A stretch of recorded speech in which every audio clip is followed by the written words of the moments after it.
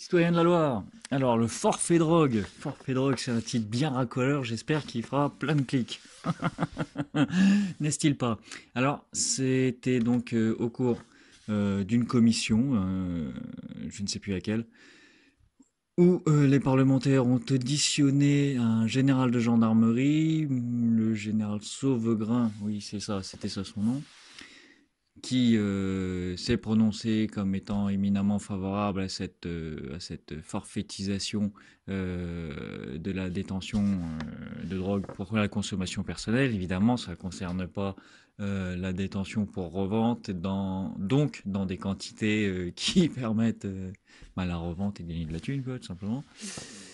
Et a commencé son petit laïus en nous rappelant quelques chiffres en termes de saisie, notamment, principalement d'ailleurs, devrais-je dire, pour être plus honnête, qu'ils avaient chopé 603 tonnes de cannabis cette année ou pas. Il me semble que c'était cette année, je ne sais plus. Bref, c'est pas très important. 603 tonnes de cannabis, 1,2 tonnes de cocaïne, 370 kilos d'héroïne et 35 000 cachets d'ecstasy. Oui, je sais ce que tu te dis, c'est et il doit y en avoir encore plus qui est passé à côté. Mais bon, voilà.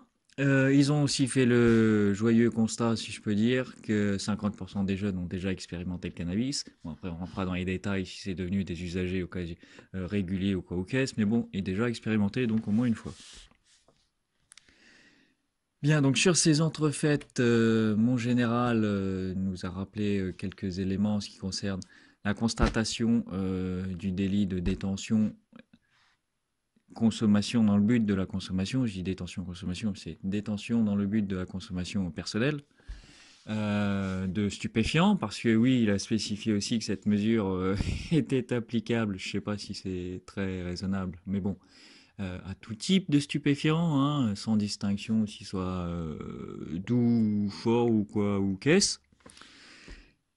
Et que donc, à l'heure actuelle, donc avant la mise en place éventuelle de ce forfait drogue, euh, la constatation de la détention pour consommation est une procédure lourde, entre guillemets. Évidemment, il y a plus lourd, une mise une inculpation et puis une information et tout ça, c'est beaucoup plus lourd. Mais bon, pour l'importance, la gravité que ça représente, c'est une procédure lourde, donc forcément chronophage, hein, où les agents de police et de gendarmerie seraient bien plus utiles à faire autre chose, mais surtout, donc lourde parce que le constat de la détention, donc prise en charge du délinquant à la brigade, prise de contact avec le parquet, garde à vue, tanani tanana, tout ça pour aboutir donc, à un rappel à la loi.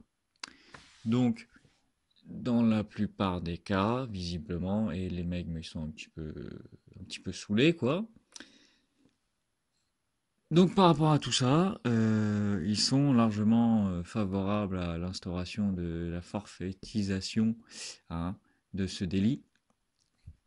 Reste que, oui, donc je l'ai dit, il a bien précisé que ça concernerait toutes les drogues, a priori, pour le moment, et qu'il reste à en fixer donc le montant, hein, parce que c'est, même si, entre guillemets, c'est un délit de petite envergure, hein, on va dire ça comme ça, faut pas non plus que ça coûte 10 balles de se trimballer avec un gramme de coke, hein, on va dire. Donc voilà, là les discussions, elles sont même plus est-ce qu'ils doivent forfaitiser la détention de stupéfiants, hein. Ils sont tous pour, très clairement, vu la procédure que ça engendre et vu les conséquences la punition, hein, qui